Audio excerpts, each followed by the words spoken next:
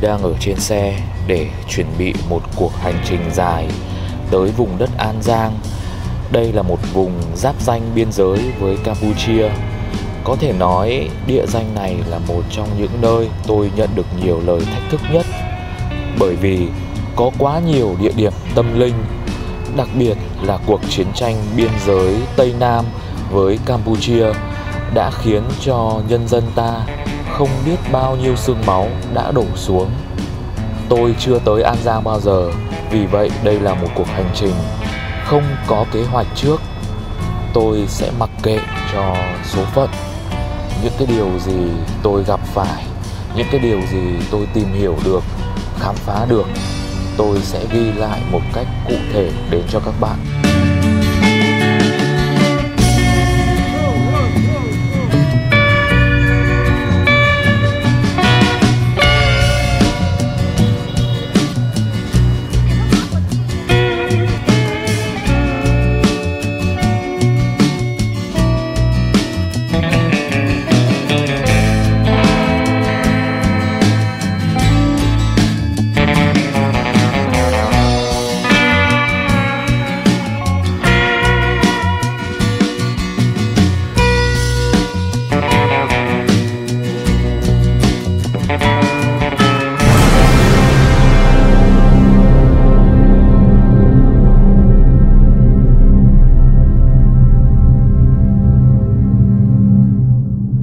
Khi mà tôi vừa đặt chân tới vùng đất Châu Đốc An Giang thì cũng là lúc trời vừa tối.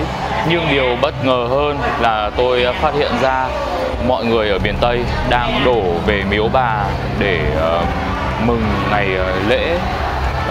Hôm nay là ngày 22 tháng 4 âm lịch, tức là vào đêm mai, đêm 23, rạng sáng ngày 24 thì mọi người sẽ có một cái tục lệ, đó chính là tắm bà. Tôi nghe nói rằng đây là một cái tục lệ rất là đặc biệt và thiêng liêng.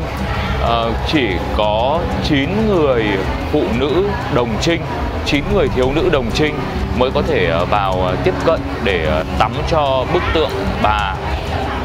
Tôi nghĩ rằng không phải ngẫu nhiên mà họ chọn cái lúc 12 giờ, tức là vào rạng sáng ngày 24 tháng 4 âm lịch để làm cái lễ đó. Tất nhiên là với cánh đàn ông thì không được phép tiếp cận cái quá trình đó.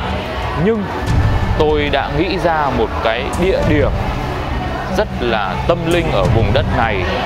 Tôi sẽ làm một cái lễ vào đúng thời điểm chuyển giao giữa hai ngày 23 và 24 tháng 4 âm lịch.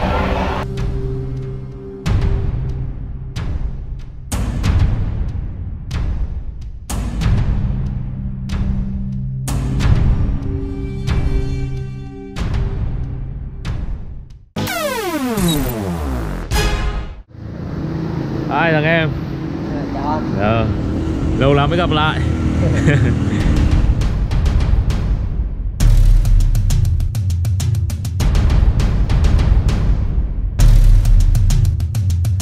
Sáng sớm hôm sau, tôi gặp lại Khương Thành. Ở đây cũng là người bạn đồng hành cùng tôi khám phá ngôi nhà đỏ ở Cao Bằng vào năm ngoái. Nhân dịp tôi về An Giang thì cậu ấy ngỏ ý muốn được tiếp tục cùng tôi tìm hiểu những điều kỳ bí ở trên chính mảnh đất của quê hương mình. Và chúng tôi bắt đầu một cuộc hành trình mới.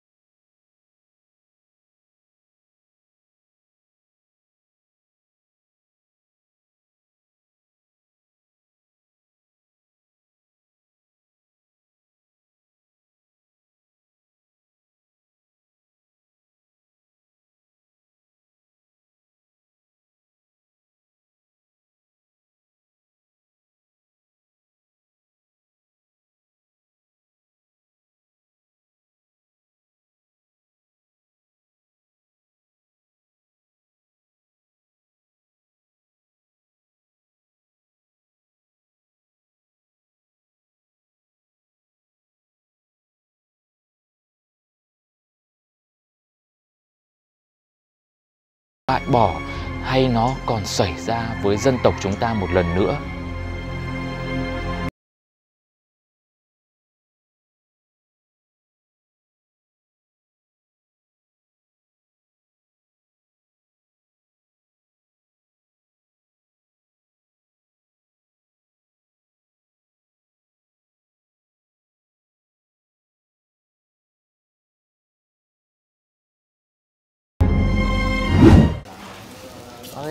Cho cháu hỏi cái chỗ mà có cái vết máu ở trong chùa.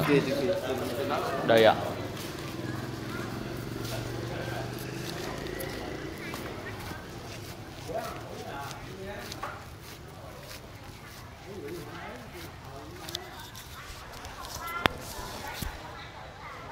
Ngay cả những ngôi chùa, người dân chạy vào đây để mong được che chở, được bình an. Nhưng mà Khmer Đỏ cũng không tha. Chúng cũng vào đây giết cho bằng sạch. Tôi đang vào trong một ngôi chùa của Tứ Ân Hiếu Nghĩa, nằm ngay bên cạnh khu tưởng niệm những nạn nhân xấu số. Ở đây vẫn còn lưu giữ những vết máu dính trên tường. Tôi đang đi tìm xem là chúng ở đâu.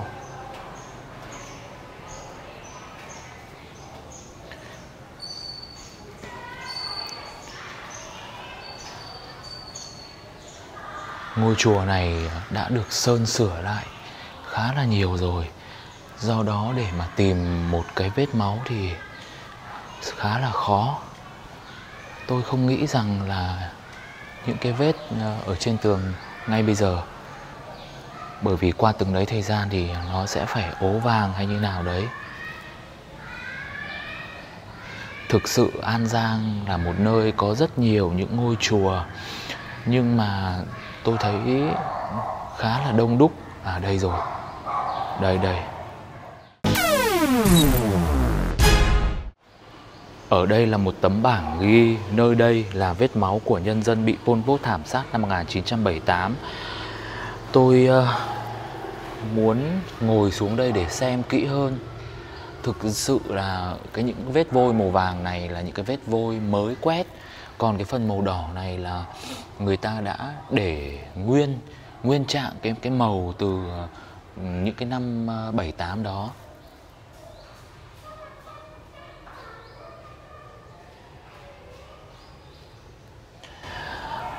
Thực ra mà nói thì tôi nghĩ rằng là máu dính vào đây thì nó cũng không được lưu lại hoàn toàn 100% đâu.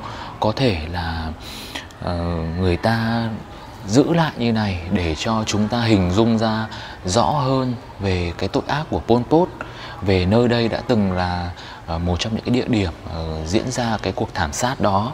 Bởi vì khi mà tôi nhìn vào đây thì rõ ràng đa số đây vẫn là những cái vết sơn của ngôi chùa cũ.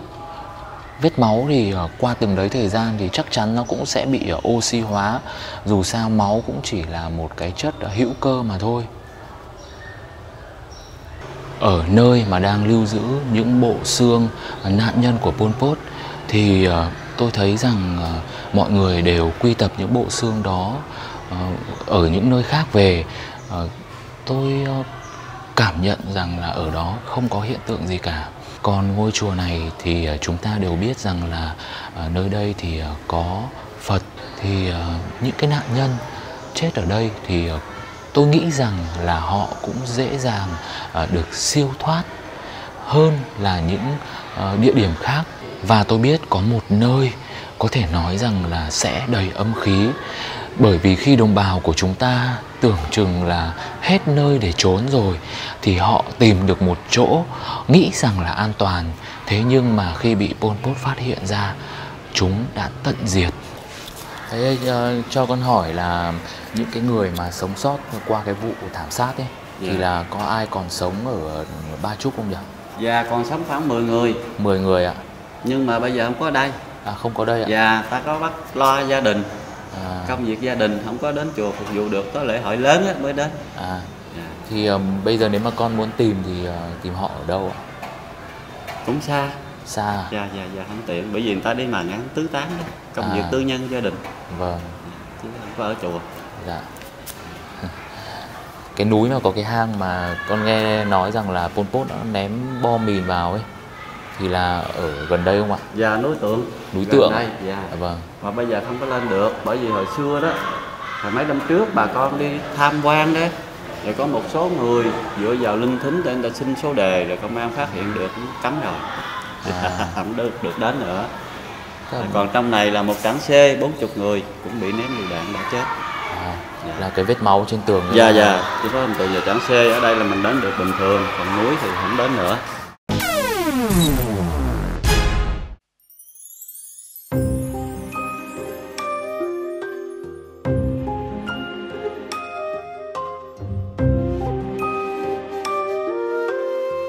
Trong cuộc hành trình tìm kiếm sự hiện diện của những âm hồn trên dương gian, hôm nay tôi dừng chân tại An Giang, một trong những mảnh đất phải chịu cuộc tàn sát của quân đội Khmer Đỏ. Chúng đã tràn qua biên giới Campuchia, Việt Nam để thủ tiêu không chừa một ai, từ trẻ sơ sinh, thanh niên cho tới các cụ già. Ở Ba Chúc hôm nay, người ta vẫn nhắc lại câu chuyện thời chạy loạn đẫm máu đó. Chạy vào nương nhờ cửa Phật, cũng bị giết. Chạy lên núi trốn vào hang, nhiều gia đình phải tự tay kết liễu, hy sinh những đứa con còn đỏ hòn của mình, bởi tiếng khóc sẽ làm địch phát hiện, với mong muốn cứu các thành viên còn lại. Những ai sống sót qua quãng thời gian đó đều là kỳ tích. Chắc hẳn nếu có thế giới bên kia thì đây chính là mảnh đất nhiều âm linh oan khuất nhất. Nhưng để gặp được họ không phải là điều dễ dàng. Tôi sẽ phải tìm ra một địa điểm thảm sát thảm khốc, ít người lui tới nhất. Dựa trên những lời thách thức, tôi đã có 2 địa điểm.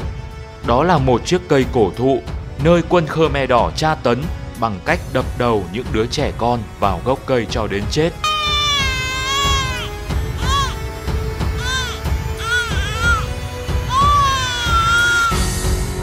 Và một chiếc hang ở trên núi, nơi người dân trốn giặc nhưng vẫn bị phát hiện và bị giết một cách đầy đau đớn. Liệu lần này tôi có thành công?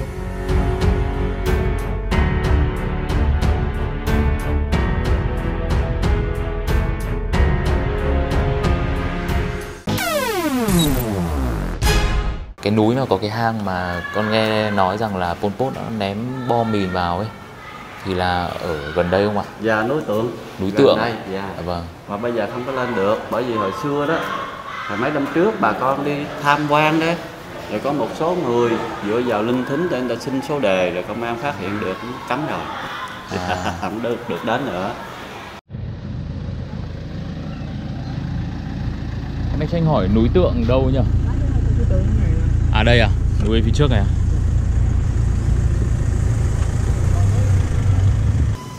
Cô ơi, cái núi Tượng này người ta có cho lên không nhỉ? Hả? Núi Tượng ở đây này. Cho lên à? Nhà cô gần đây à? Vâng.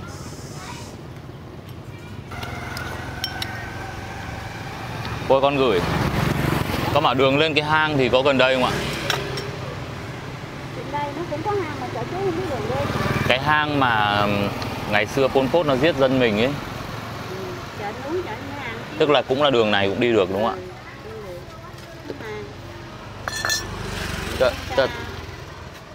Vâng. Chắc từ giờ lên đấy là mình đi bộ cũng được đúng không? Leo lên đi hoài.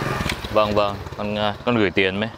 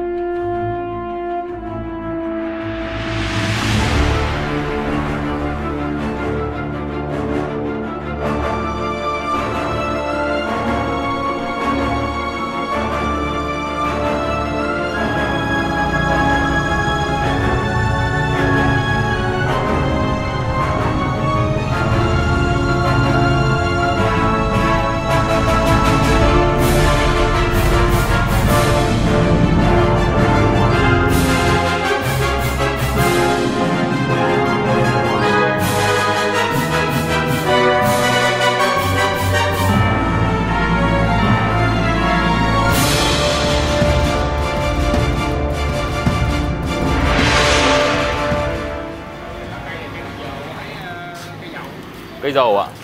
Cây này cây dầu phải không? Vâng. Mà nhưng ở trong thì cây dầu, ở ngoài là cây nam dồ. À. Lá nam dồ chứ không phải là lá cây dầu. Cây dầu chết rồi. Nhưng mà người ta vẫn để đây à? Sao người ta không dọn đi để cho nó đường nó quang? Cây này đâu có ai dám hạ. Tại sao không dám? Bị cái gốc gác cây chùa nó không ai dám hạ đâu. À. Nhưng mà hạ thì bị sao ạ? Hạ đỡ cái người hạ nó bị đó. Thế à? Có ai bị chưa? Tức là có cái tai nạn nào xảy ra ở đây chưa? Hả? Có cái tai nạn nào mà xảy ra ở chỗ cái cây này chưa? Xe ông ba chạy đụng đây chết. Chết à? Rất nhiều người chết ở đây ạ? Chết đây rồi xe tải nó đụng đây giúp cái cây này nữa nè. Ôi dồi ôi. Xe tải dính vào cây hay người xác người dính vô cây? Ghê ha. Cây đều hạ được, ta hạ rồi đâu ai dám hạ. Vâng. Đâu ai dám. Vâng, cảm ơn.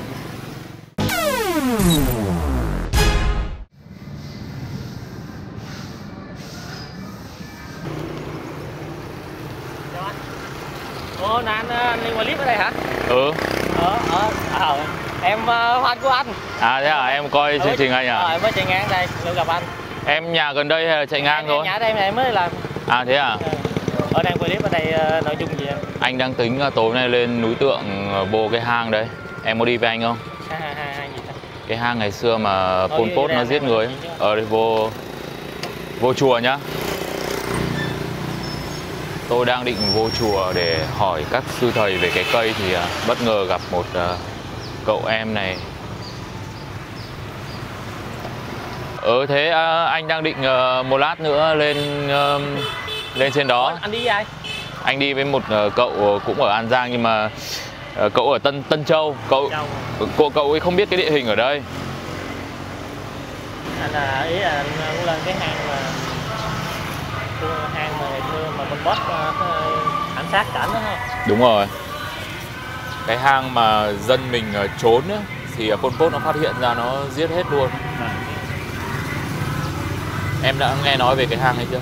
Có nghe thông tin. Em dân địa phương mà đó ngày xưa ông nội bà nội em cũng từng bị giết ở đây mà.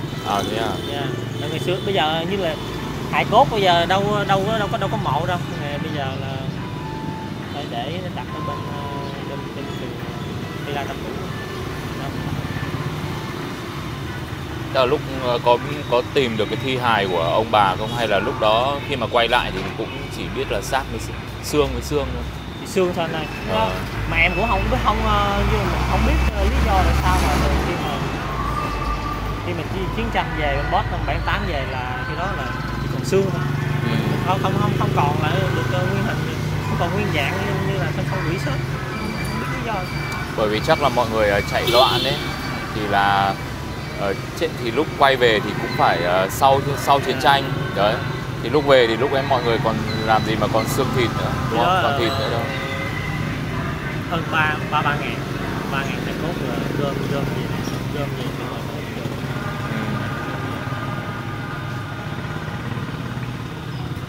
Thế có tối phải làm gì không?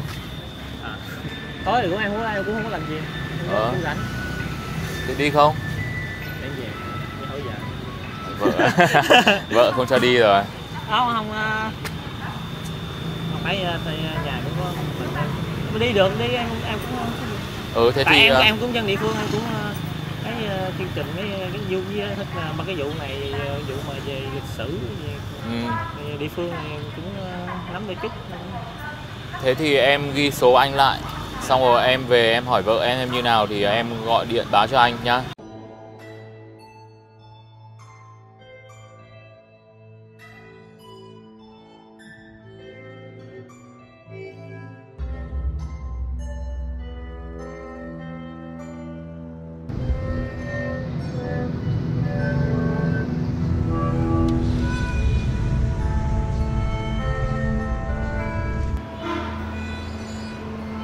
Thầy ơi!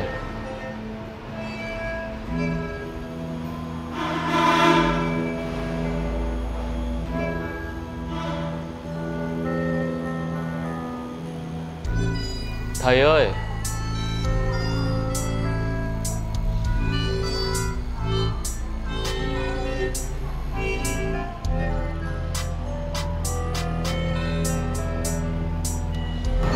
trong chùa.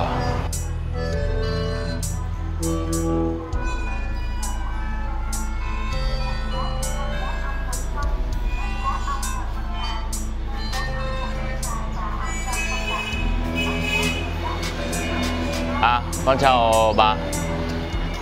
Bà ơi, con hỏi là cái cây ở giữa đường ấy là ngày xưa là ở chùa mình ạ? Chứ chùa nào? Ở đây từ đó giờ chùa mình cũng ở đây từ hồi cái cây đó tới bây giờ. Vâng ạ. Thế con hỏi là tại sao cái cây đấy mà người ta lại vẫn giữ ở giữa đường ấy nhỉ? Cái cây này hồi nãy là nó ở đây là rừng không à. Đó, nhà không có nhà, nẻo nhỏ xíu vậy thôi, rồi thành lập thì lớn ra thì người ta làm đường, làm nẻo, làm lộ. Cái nẻo hồi nãy đi có lớn này nè, rồi bây giờ nó ở ngay cái đường, cất cái miễu bên đây rồi cái chừa cái cây ở lại bên kia nhà người ta rồi thì cũng thật khiếm không đó, chứ không ai mà đới động cái cây đó là chết đó. Chết à? Cái cây đó bà ở trển á. À thế à? Không ai dám động tới đâu, cây đó mấy ngàn năm rồi đó chứ không phải mới đây đâu. Thế à? Hồi nãy cây đó có rồi, miễu này cũng có rồi, cho nên thành lập đường đi là mới sau đây, cho nên phải để cái cây lợi mà cây linh vừa giỏi thì không ai dám lứa động. Dạ. Muốn cái gì cũng phải giái mà thinh keo thì có được không ấy. Dạ. Cái nhánh nó hồi đó nó đưa ra vậy nè, sợ nó rớt xuống rồi mình chạy xe trúng hay là đi trúng người ta mà thinh keo mà không những cho nó dám. Cái thằng nào bữa hồi năm đó nó leo lên đó, nó rớt xuống nó chết luôn. Đực đột nó phá đó. Vâng ạ. Vâng, con cảm ơn ạ. Hả?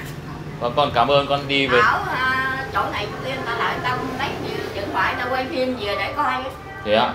Ai cũng quý trọng cái cây đó, không ai mà dám coi thường người nào người này người kia lợi là chùa đây là qua lại bên đó luôn. Vâng. Lại vẫn lại xá lại lại người nào cũng lại. Vâng ạ. Con đang tính lên núi Tượng để tới cái hang mà ngày xưa Pol Pot giết bà con mình ấy. Con muốn xin một ít vàng hương ấy để Gì? nếu mà hương gì? Hương để lát con lên đó con thắp luôn, thắp hương có cho. mà cậu đi thắp cái gì? Thì lên trển giờ này mũi nó giết cậu luôn. Thì con vẫn đi. Cậu xin thì tôi cho chứ đâu có gì đâu. Vâng. Lên dắt mày mũi cắn Tết. Thì con sẽ mua cái xịt muỗi. Tối rồi về sao tiện? Thấy vậy chứ đi đâu á, giờ tối lắm rồi. Vâng. Thì vẫn Gần 6 giờ gì rồi. vẫn phải đi ạ. Bởi vì đã tới đây rồi phải đi ạ.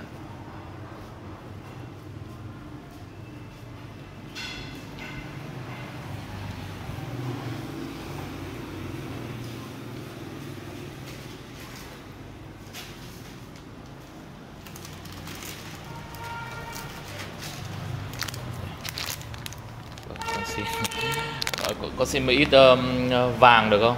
Vàng gì? Giấy này? Giấy ạ. Được đó. Vâng. Để con thắp cho họ cảm thấy ấm áp. Và con cảm ơn.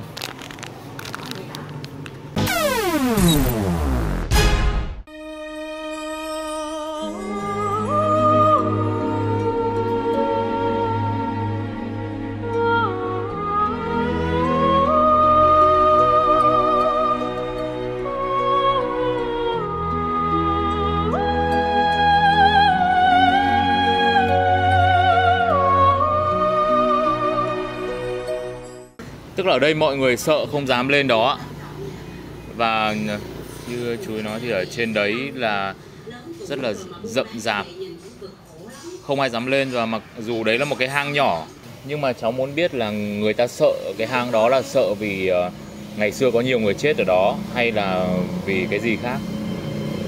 Thì cái đó như mình đứng ở trên quay coi vậy thôi thấy không? Chứ đâu dám chung dưới. Đứng trên coi mà không có chui xuống. Chú đã bao giờ lên đó chưa? Tôi cũng có đi nữa mà bây giờ không ai dám đi đâu. Không dám đi. Bị vắng rồi dữ lắm. Bây giờ cháu muốn đi. Cháu muốn đi. Đi bây giờ đó hả? Lát nữa. Ôi. Chú đưa cháu đi không? Có hồn đi. Trời, chú người ở đây chú sợ gì? Vâng. Chú người ở đây còn sợ thì không biết là mình sẽ phải thế nào. Đây. Anh đây đủ ơi. 15 phút nữa em qua đúng không? Ok thì anh chờ em ở cái chùa nha. Ok em.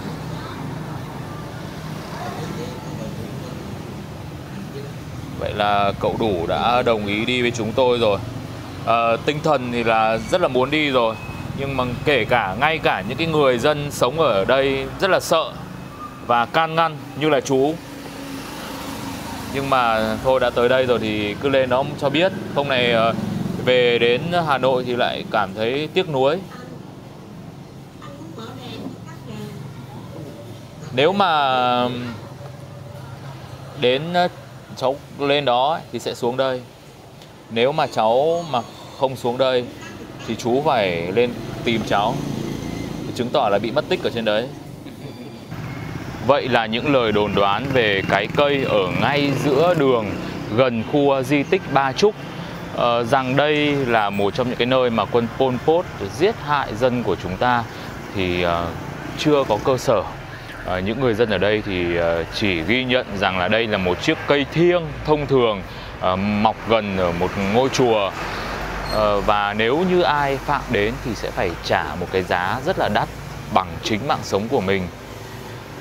Bây giờ thì tôi sẽ tiếp tục chờ đợi cậu Đủ, người địa phương vừa rồi mà vô tình tôi biết được, tôi gặp được, để cậu ấy có xác nhận xem là có đi cùng tôi lên núi Tượng vào cái hang đó không.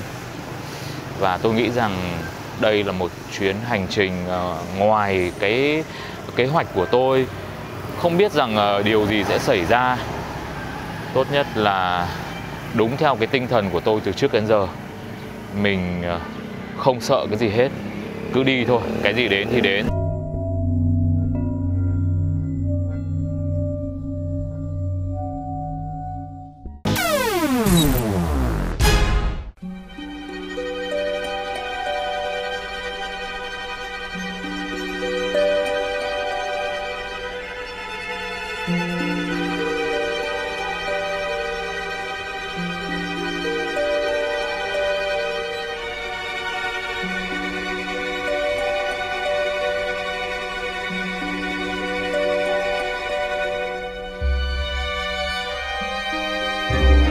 An Giang đang về chiều, trời sẽ sập tối rất nhanh, ánh nắng cuối cùng sẽ sớm tắt để nhường chỗ cho màn đêm bao phủ.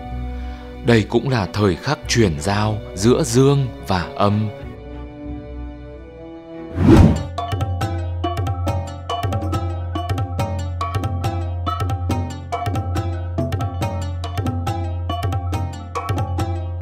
Ở Châu Đốc, mọi người đang tất bật chuẩn bị cho lễ tắm bà Chúa xứ núi Sam, một nghi lễ linh thiêng diễn ra mỗi năm một lần nhằm đêm ngày 23 tháng 4 âm lịch.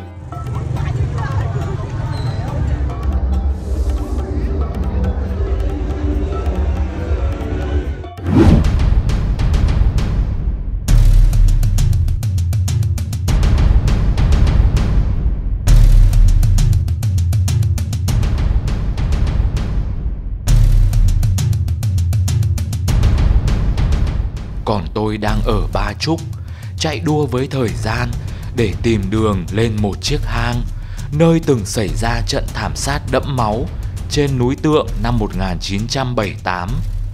Nhưng 40 năm đã trôi qua, ký ức dần phai nhạt với người dân nơi đây. Vì vậy, chúng tôi gặp khó khăn để tới một trong những nơi diễn ra cuộc thảm sát đẫm máu nhất mà quân đội Khmer Đỏ gây ra cho nhân dân Việt Nam.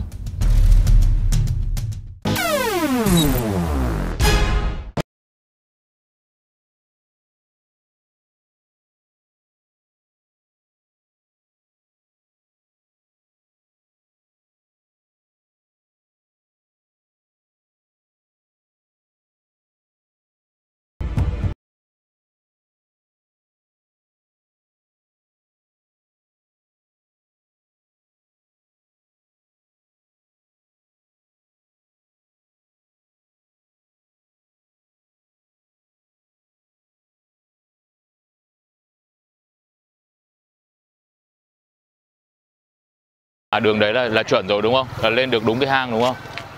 Ok. Dạ con. Anh em hỏi là cái đường lên núi Tượng đây là lên được cái hang ấy à? Cái hang ngày xưa mà Pol Pot giết dân mình á. Nhưng mà có đúng đường đó không? Đúng à? Thì nhà mình có ai biết đường đi lên không? Chỉ đường cho em với. Tức mày lên chỗ cái hang ba lê hả? Mày biết đường không? Tôi chạy lại chùa Long Châu, tôi đi lên đường đó á. Chùa Long Châu hả? Ừ, đi lên đường chỗ nhà ông ba bá đi thẳng lên luôn. Đi nó gửi xe Mình đi đường nhà chú ba lên nữa. Ừ, là đi đường kia mới được, đi đường chùa Long Châu mới được chứ đi đường này bị bít rồi. đâu, đi đường này bít rồi, xa lắm, đi đường này phải đánh cái vòng qua điều nó tươi. Vậy là phải lên đường chùa Long Châu. Chùa Long Châu gửi xe chùa Long Châu cũng được sao đâu. Đi thẳng chảnh hả? Ừ. Nếu mà ấy là phải có người quen á là chạy xe thẳng lên chảnh được luôn. Lên tới một nhà chỗ nhà ông nào là mình gửi ngay đó. Chưa để họ lên chỉ cho đi lên nhà Nó tới gần không? Lên nó gần không? Ừ, mày biết nhà của ông gì, ông Lâm Gầu không? Không rồi. Ủa, lên đó gửi xe là lội gần hơn chút. Lội lên đó có bao lâu nữa chú? Lâu quá tao không nghĩ nó không biết bao lâu. Em bó bị gãy vài cây nha, thông cảm nha. Cho cái bọc đi, nó nhìn được đâu. Nhưng mà sao cái đường này lại bị bít như nhở anh nhỉ? Tại vì đất của người ta do đi nhiều quá, đất ganh của người ta không đi.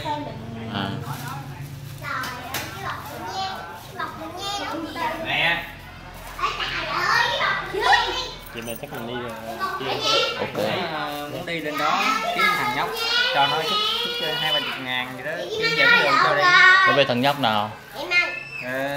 anh có quen ai không? Đi theo đi, kiếm thằng đó không biết nó có biết hay không, nó có chịu đi hay không? Kêu con đen á. Kêu thằng Nam á. Nam luôn à? Tên Nam. Đi gì chảy dữ chặt. Đi này nó mới sinh động. Trễ mới gặp được ma chứ. Đi kiếm ma mà. Con đi không? Đi tìm ma không? Giờ này bây giờ là không còn ma đó. Sao không còn ma? Tao mắc đi chơi thôi tao Nó thành quỷ hết rồi đâu còn ma. Quỷ hết à? Quỷ ác hơn ma đấy. Đi không? Bây giờ này lên dẫn gặp con quỷ cục đầu. Ôi quỷ cụt đầu. Ở nhà mình. Nhà mình. Đợi xíu đi theo.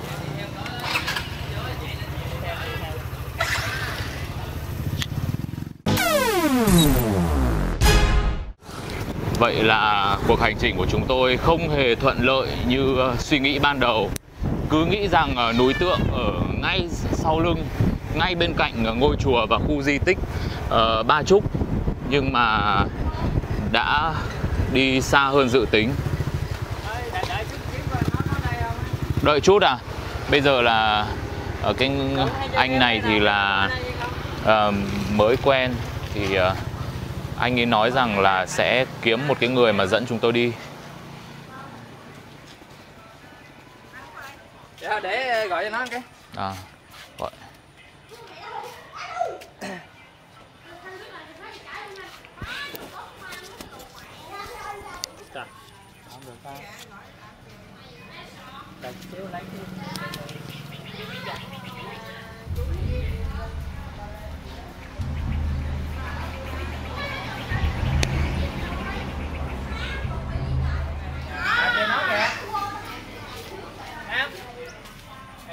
Biết cái hang ba lê không, dẫn cái anh này đi rồi anh cho Dạ tiền đâu. cho game. Cái gì? Hang ba lê á. Hang ba lê, hay biết nhạc ba lê không mà hang. Không biết hả? Hang ba lê. Cái hang trên núi hay là Cái chỗ mà đó bên đó thiết á. Mà Pol Pot giết dân mình á. Em đã vô đó bao giờ chưa? không có. Chưa lên hả? Cái hang hả? Ai không biết Có hang. khi biết hang nhưng mà không biết là ngày xưa là người ta giết người ở đó đúng không? Không, nó biết nhưng mà nó không có biết, chắc là nó chưa từng lên đó rồi hay sao á. Phải không? Hang, ai không biết hang nha. Phải nói cái khác mới được. Cái khác là cái gì? Biết rồi. Như là hang không biết mà. Thế trên núi Tượng có cái hang nào thì em đã từng lên đó rồi chưa? Mình lên đó hoài mà trên núi Tượng này không có hang. À, Vậy đi theo hướng lên chùa Long Châu đi. Chỉ có hồi lúc ở ngoài sau nhà ông Ba Lê có cái đường mà bây giờ người ta lắp rồi. Ừ đó. Thì đó lên cái hang đó đó. Nhưng mà bây giờ người ta đâu có cho người ta lắp, người ta làm xe nhà đó luôn này, đâu có. Mình đi đường khác. Đi ra chùa Long Châu à? Dạ, chùa Long Châu đó này. Ok. Em đây quay ngược lại. Đi thẳng lên rồi gặp người lớn nào hỏi đi. Ok. Rồi cảm ơn nhá.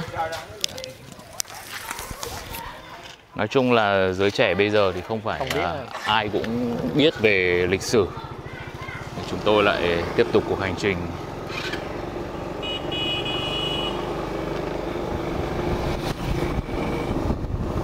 Trời bây giờ đã nhá nhem tối rồi, xế chiều.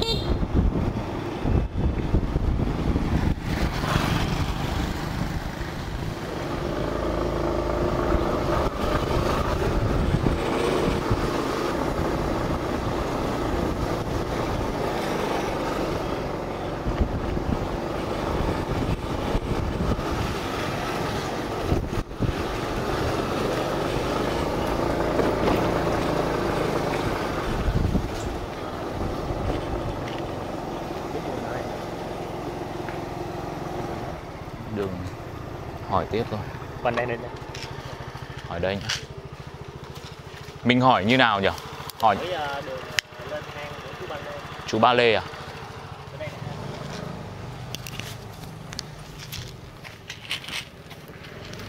Con chào cô. Cô ơi cho con hỏi đường lên hang nhà chú Ba Lê. À đi bên hông này ạ. Dạ bởi vì là con không có thời gian, đến trễ quá. Cái gì ạ?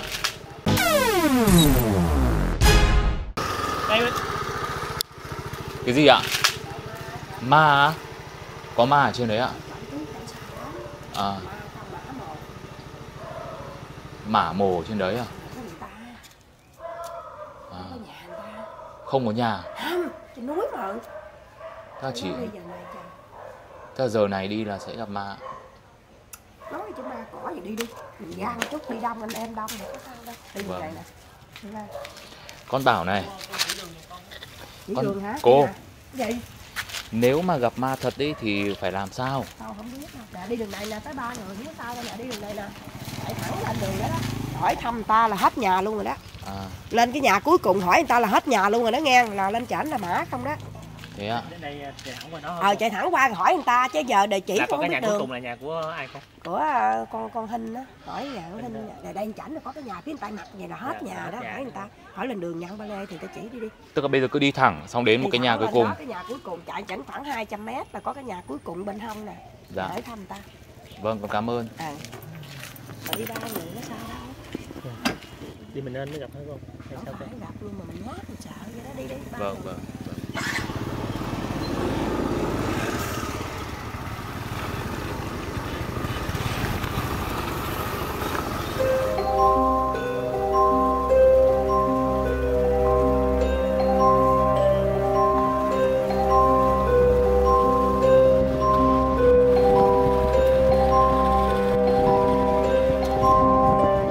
Đúng thật là bắt đầu nhìn thấy nhiều mồ mả rồi đấy. Trời đã âm u, vào đây còn âm u hơn. Đúng cái nhà rồi. Em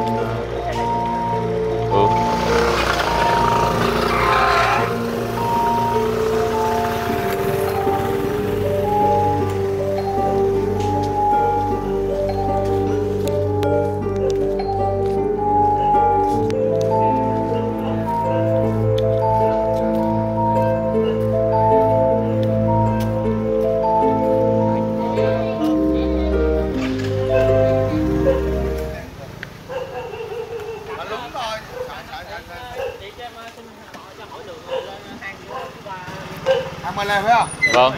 Dạ anh có rảnh không anh dẫn tụi em lên đi. Cũng hơi hơi sợ đúng không? Không có sợ. Không phải, anh hơi mệt. À. Chứ không phải sợ. Dẫn đi thì được mà. Tại vì núi này là anh đi thường. Anh đi thẳng lên chảnh á. Thôi bây giờ không có gì hết trơn á. Bây giờ là em cứ đi cái đường này.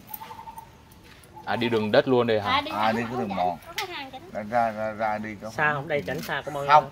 Không có xa. Cỡ hang Ba Lê thì có 300 thước. 300 thước ha. Là bên tay phải có. Bên tay phải. Có để cái bãi bản gì không anh? Có để hang Ba Lê. Lên hang của chú Ba. Vâng. Chú đưa được đi luôn ạ. Hay quá. Dạ. Nghe hỏi đấy bình thường.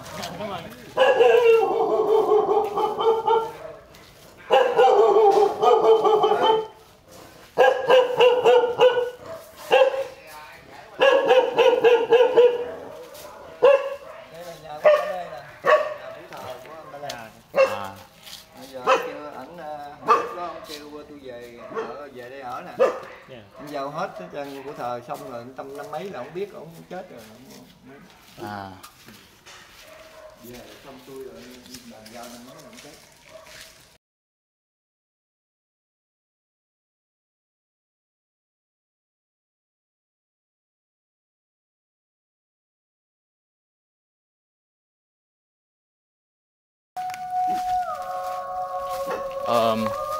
Chú ở đây lâu chưa ạ? Tôi cũng trước bản tang của anh Ba 1 năm rưỡi. Vâng. Bị anh Ba anh kêu về anh giao gia đình cho hết rồi là giao hết trơn rồi vợ chồng tôi ở ngay Đồng Tháp á. Vâng. Chú ơi, chú chờ một lúc còn một bạn nữa. Còn một bạn nữa.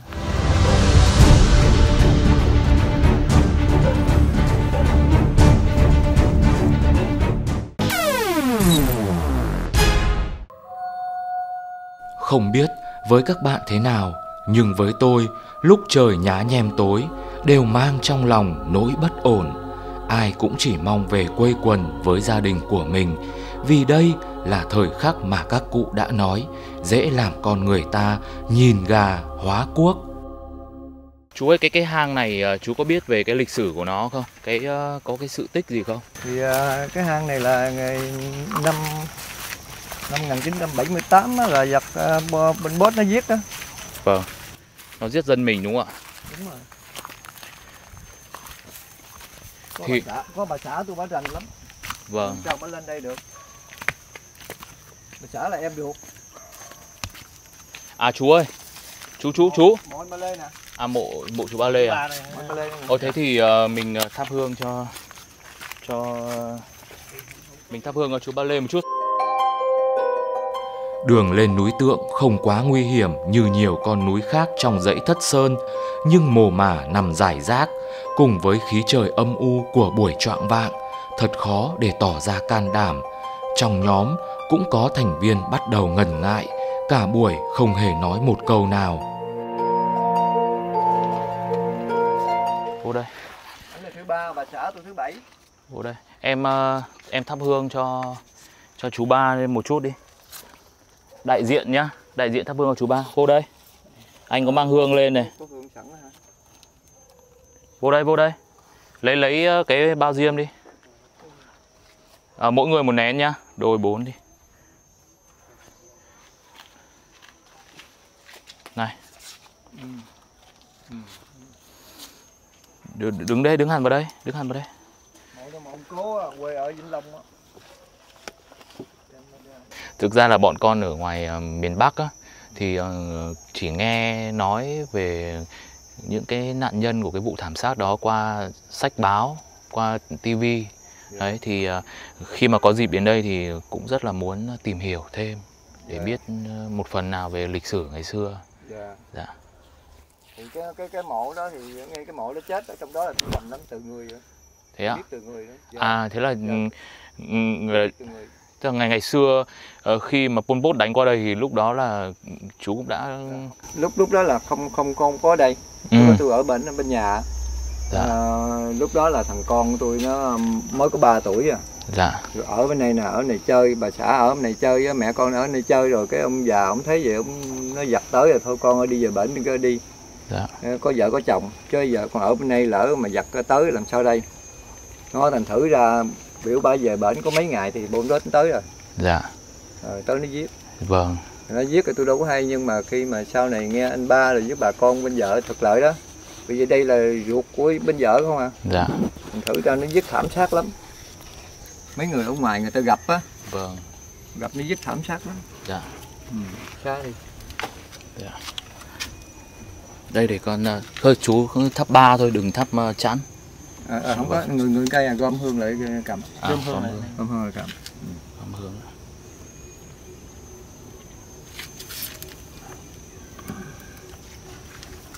Ba ánh mắt anh cũng biết chứ không biết đâu mắt. Ông chối hoài à. Cái này là ông dắt ra cái điểm này là ông chối không được nữa, nằm đây nè. Dạ.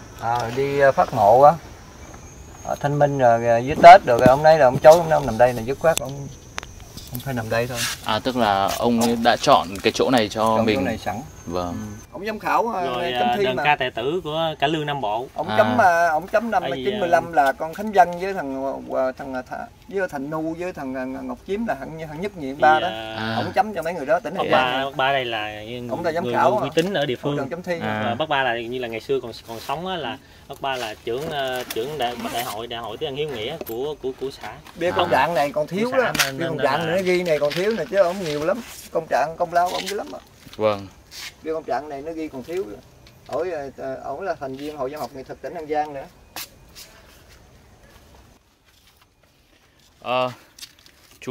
Chú bôi một chút cái này đi cho nó khỏi muỗi này. Dạ. Không rồi lên đây nhiều muỗi lắm. Đấy. Bôi nhiều vô.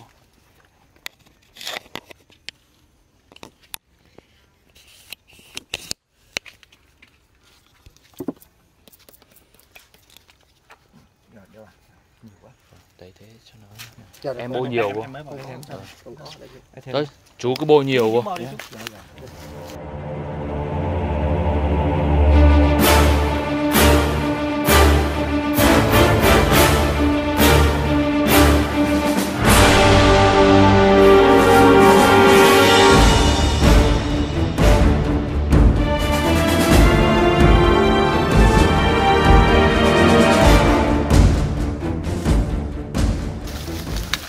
Mẫu của ông nội nè. Cái này có hang không chú? Cái hang ông nội ông chạy giặc Pháp hồi xưa rồi ông đào lỗ trốn giặc, ông chối là ông nói nữa ông chết là chôn vô đó. Đúc cái hang vô đó. Tức là ngày xưa trốn giặc ở đây thì lúc chết thì cũng muốn chôn ở đó luôn. Bị ông đi chôn nhau các súng đây mà. Vâng. Thành thử ra ông nói nữa là chôn ở trong mà công nhận hay thiệt. Con thấy cái mộ sao lạ. Ông đào đó. Ông biết ông gõ sao không biết mà ở đó biết nó có bọng hay sao đó. Tức là cái mộ này thì ông nội đó ăn một phần vào trong đá kìa. Dạ. Đó. Dòng họ ở với Vĩnh Long á. Dòng họ Vĩnh Long là ông lên đây ông tu nè. Vâng. Thì bây giờ là ông Võ Văn Kiệt bây giờ làm giờ Võ Văn Kiệt đó là cái cầu này kia của ổng là dòng họ đó. Vâng. Kêu tôi kêu bằng bác vợ đó. Ui dồi ôi, có những con cuốn chiếu rất là to. Chú ở trên này có rắn rết thì không nhỉ? Không, giờ này không có đâu. Vâng. Không sao đâu. Không sao nhá. Chót núi luôn mà. Tôi đi chót núi mình một đâu có sao đâu à. Nếu bị sao thì chú phải cứu.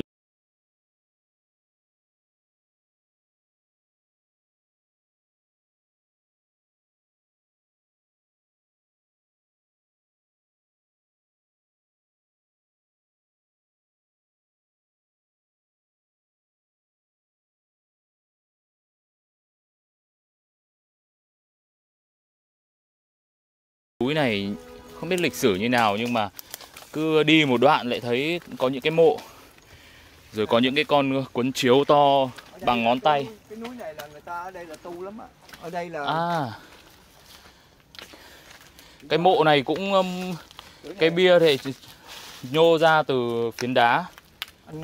Anh Ba anh ghi đó. Kiểu như là anh viết không á. Thế ạ? Ba Lê đó nha. Vâng.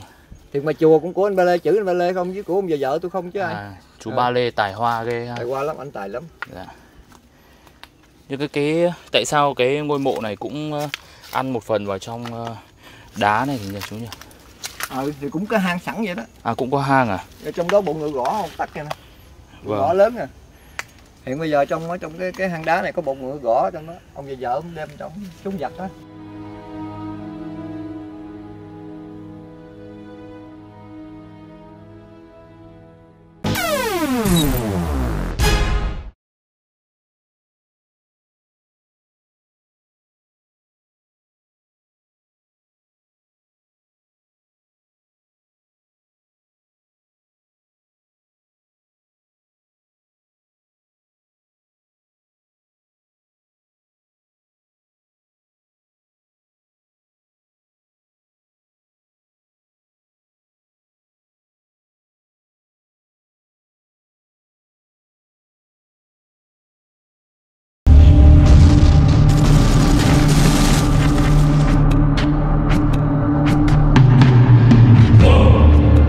vào tháng 4 năm 1978.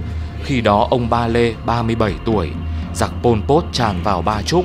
Ông đưa vợ con cùng người cô ruột lên hang trên núi Tượng trú ẩn.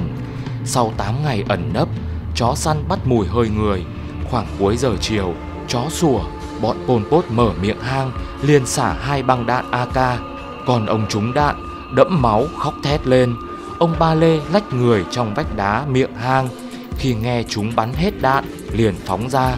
Nhưng vừa ra khỏi hang, lại thấy 2 tên lính Pol Pot đứng lăm lăm chĩa súng vào người. Ông liều mình lao xuống hẻm đá. Bọn chúng quăng 2 quả lựu đạn nữa vào hang. Sau 2 giờ trở lại, gia đình ông gồm 8 người đã chết hết.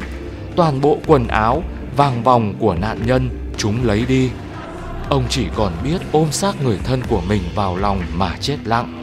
Sau đó, một mình ông xếp thi thể vợ con nằm ngay ngắn, rồi lấp miệng hang cho tới giờ. Và cũng từ đó, người ta gọi là hang Ba Lê. Hoa bãi theo gió cuốn rụng đầy sân rêu, nhìn qua tàn rụng rơi, lãng bâng quân y tê tái tâm hồn, bởi bao cay đắng dập dùng.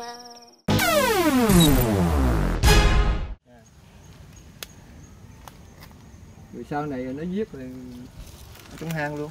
Vâng. Tới 8 người lận. Thế rồi ạ. Đi tiếp đi chú đi. Thì đây là có chỗ này. Là cái hang này. Hang này bích lại chứ. Bích lại đó, hang Ba Lê nè. À. Cái hang này hang Ba Lê, hang đặt là hang Ba Lê chứ thật ra là đó đó. À. Để bích lại. Thế chú có thể đọc được cái chữ này không? Không, tôi không rành. Nhưng mà chú có hiểu được cái ý nghĩa của cái dòng chữ này không? Cái chữ này là tất nhiên là tượng trưng là thờ cúng tưởng cái bia này cho 8 người ở trong này. À. Vậy cái hang này chắc sâu lắm hả chú? Hang là 8 người là có những ai chết ở đây chú nhỉ? Cô Mười là tất nhiên là cô Mười là cô vợ tôi, người thứ 10. Dạ. Là em ruột của ông nhà vợ đó. Dạ. Rồi Chí Dũng là con trai của cô Mười. Nó cũng lớn rồi chết. Còn chị Ba Lê là chị trước của là vợ trước anh Ba Lê này nè. Là chị với 5 người con.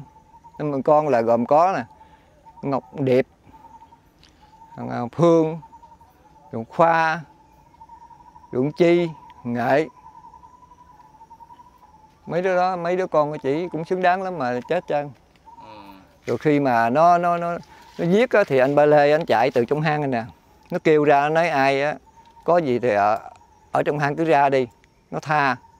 Cũng như có tiền bạc hay gì đó ra. Vâng. Rồi chỉ bước ra đây thì nó giết, nó đập đầu chị chết tại đây nè.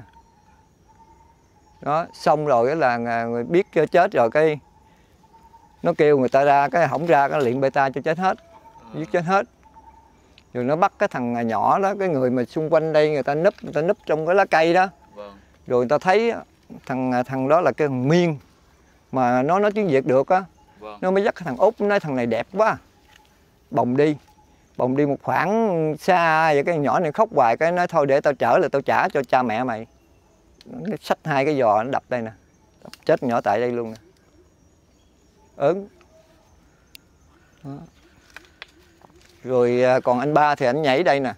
Đây là cái này nói về mặt Di Tâm chắc cũng chư thần gì độ ảnh đó. Dạ. Từ đây mà nhảy mà khoảng hồi đó tháng 3 ha. Tháng 3 mà nắng chói chang, không có phải mưa như bây giờ đâu. Vâng. Thành ra từ ở đây mà anh nhảy xuống tới cái mã cho anh Ba nãy đó. Cái mã mà cho anh Ba đó là hồi đó nó có cái đám nưa rừng. Ông từ đây mà ông bay xuống dưới chư thần độ ông chứ làm sao ông sống nổi phải không? Mà vậy mà ông xuống cái đó ông quẹo ngang đó. Nó bắn theo tát cái bằng đích anh không hay. Chừng anh tỉnh lại thì nó bị thương đây nè. Tức là lúc đó là cũng cái giây phút thập tử nhất sinh rồi. Một là sống, 2 là chết. Mà không biết sao mà ngộ thiệt vậy mà nhảy xuống đó mà không chết thấy không? Mà nói gì anh Ba thì cuộc đời anh Ba anh chết sớm thì uổng. Tài. Có nhân, có tài. Đức độ có. Anh không có nghĩ gì vật chất tiền tài gì chứ. Như ảnh á, anh biết cái thân phận ảnh là thế nào, của cuộc đời ổng là cũng như là không có còn ở chỗ nào mà để sống. Ông biết ổng là không cũng như là cái vận mạng ông biết là sao, hay quá. Rồi ông kêu vợ chồng tôi về á, là tài sản này ông giao, ông làm giấy ủy quyền cho hết trơn, giao cho vợ chồng tôi. Ông đâu có gì vật chất gì của cải tiền tài gì đâu, bỏ hết. Ông lo tu không á. Hang này thì cái chiều sâu của nó thì cũng không có sâu gì, mình đi vô sâu ở trong, đi vô trong á. Đi vô phía trong chứ không sâu xuống. Cũng sâu xuống một khoảng nữa. Bởi vì trong đó nó có cái bộ ngựa lớn lắm, mà bộ ngựa gõ nè, gần 1 tấc lận. Mà đưa ngựa gõ vô trong đó mà. Thì nó ngay mình á, như cái giới nam của mình á, thì còn cứng cỏi vững chắc quá rồi, tinh thần nó cũng thoải mái, không có đến đổi gì sợ. Nhưng mà sợ cái giới nữ á, nữ ta không dám đi đâu. Giới nữ là không bao giờ dám chập chờn mình lên cái chỗ khoảng này đâu. Nữ là sợ, người ta không có... Sợ lắm. Nữ ta không có dám lên khu vực này đâu. Cái này nó nghe nó cũng có cái linh thiêng lắm chứ không phải không. Mà nhưng mình đâu có dám nói vậy đâu. Nói chứ. Bởi vì có người tin, người không tin, thấy không? Về cái mặt duy tâm đó, người tin, người không tin ra mình. Ở đây chú có cảm nhận thấy gì chưa? Sao mà tôi niệm Phật rồi giờ không thấy chứ? Hồi đó tôi sợ lắm nha, hồi đó tôi nhát dữ lắm nha. Tới lớn có vợ con cũng vẫn nhát nữa đó, sợ á. Nhưng mà về đây không thấy. Vì ở bên nhà tôi có ông già với ông nội cho chôn công mấy là nghĩa địa làm phước á.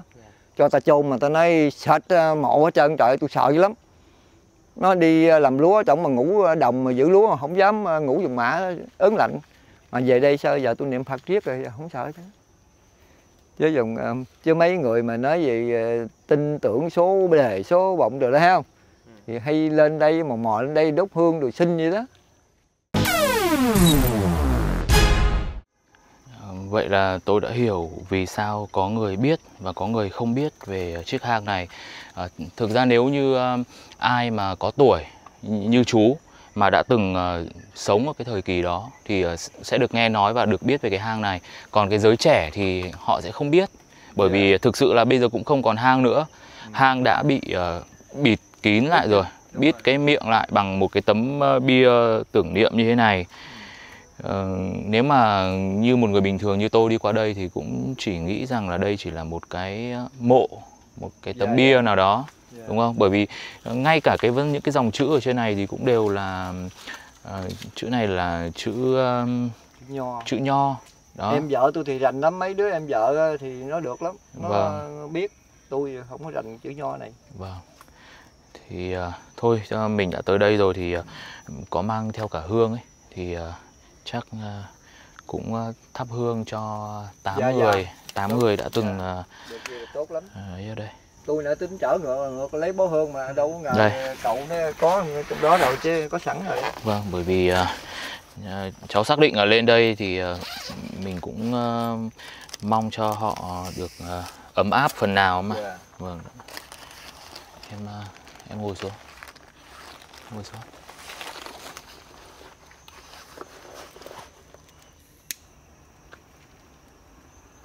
Mấy cái nhà ở đó là trùng tu lại đó, chùa chiền xây dựng lại chứ cũng vẫn còn giữ y mấy cái chữ liễn nho của ông vợ tôi với anh Ba Lê đó. Dạ. Thì tuồng chữ của ổng khéo lắm. Các chùa chiền ở đây là tuồng chữ của ông vợ với của ảnh không à. Vâng. Ảnh cũng họa sĩ nữa, họa sĩ Thiên Tư đó.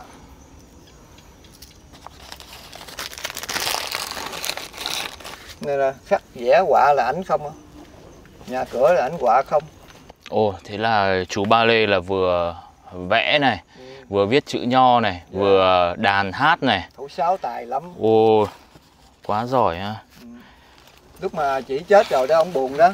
Dạ. Ông lên, ông tiệc thực là 49 ngày. Ăn chuối rồi. Tiệc thực mà 12 giờ trưa ăn chuối không mà lên trên dồ này nè. Dạ. Rồi nó ngay cũng nhờ ông già tôi. Ông già tôi thì nghe ông nói chuyện cũng lời lẽ ông cũng thông lắm. Rồi ông khuyên nhủ riết rồi sao mà ảnh mới thức tỉnh, ảnh trở xuống đó. Chứ ảnh nói ảnh tiệt thực chừng nào tới chết thôi à. Nó ảnh tu hoài vậy đó. Anh chán đời rồi. Là năm đó ổng là 35, 36 tuổi rồi. Vâng. Rồi ông nói hết đường tương lai rồi.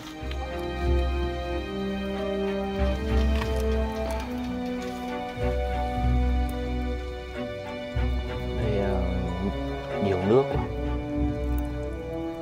Nóng bỏng nước.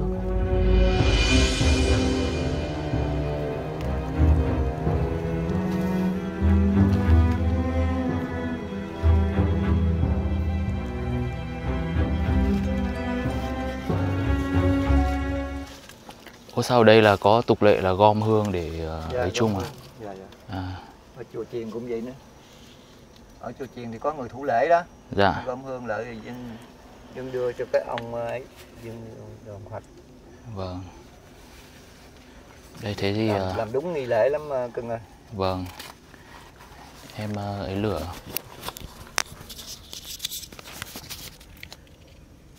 Để chú đốt để đốt cho con.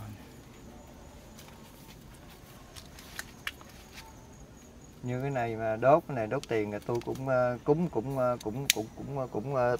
tụng mà mấy đốt. Vâng. Lia bà đế cầu ha đế đà la ni đế ni ca ha đế tỳ lê ni đế ma ha già đế chứ lên cần đế ta bà ha đó.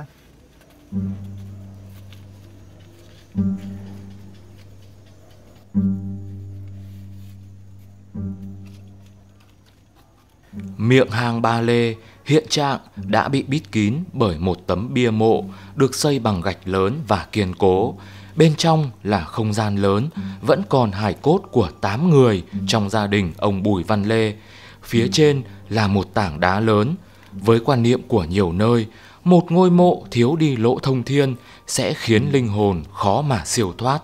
Vậy, với những ngôi mộ tập thể bị bít kín 4 bề bằng đại thạch như thế này thì tốt nhất không nên phạm vào, kẻo chuốc những hậu họa khó lường.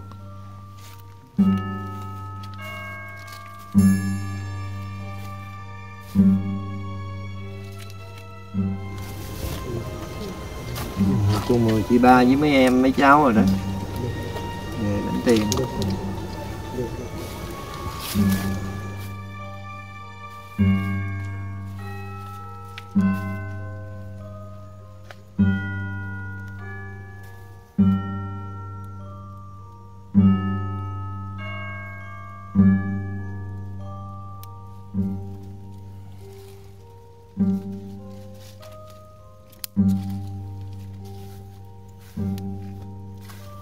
Đêm 4 ngày ở đây nè. Hồi đó mấy cháu chưa có đâu. Cũng mới sanh rồi. Vâng. Đổ tiền ngày 30 ngày 16 tháng 8 đầu tiên đó. Vâng. Nhà nước đổ tiền nè. Rồi giới nghiêm 24/24 mà đi không được. Không ở nhà. Câu chuyện của tôi dài lắm. Rồi ra ở kẹt 3 đêm 4 ngày gặp ông già vợ, ông già Nho này ông khó. Mà biết ông vừa ý hay không? Vâng. Đó, làm ra ông mình thì hồi đó mặc hồi xưa mặc cao bồi, mặc quần bát áo đam, tóc thả dài vậy nè. Gặp ông đạo, ông nhà Nho, ông dạy mấy thằng học trò Nho nữa, mấy chục người á. Vâng. Ra vô này thấy cử chỉ ông không thương mình rồi. Cử chỉ bên ngoài thấy không thương rồi. Rồi cũng nhờ vậy mà tới đôi rồi nói chuyện cái chị ba này nè. Thì nói chuyện chị cũng có cái tình cảm á, chị nói thấy tôi dễ thương á, chị tóc vô. Nói rồi giờ vợ ông để ý ngày trước, ngày sau để ý nữa đó. Chị ba là chị ba cả hay là chị ba là chị Thứ hai. à? Chị Thứ, vâng. Chị hai chứ không có chị cả. Chị cả thì lại mất trước đó rồi đúng không? Chị cả là chị hai đó không? À vâng. Là chị đó là chị của anh này. Vâng. Chị của anh Lê nè. Chị cũng ở nằm đây nè, chị ở Châu Đốc, còn ở Châu Đốc. Chị hai là chị cả đó nha. Vâng.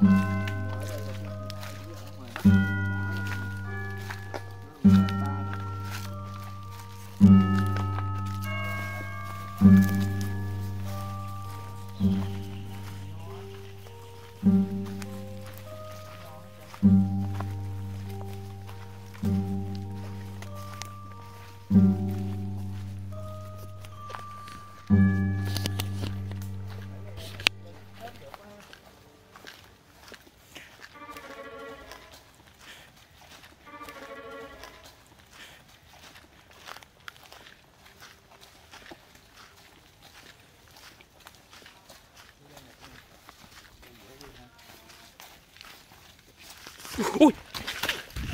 Thụt chân. Đây là cái hang gì nhỉ? Đây. Vâng, đây cháu vừa bị thụt ở đây.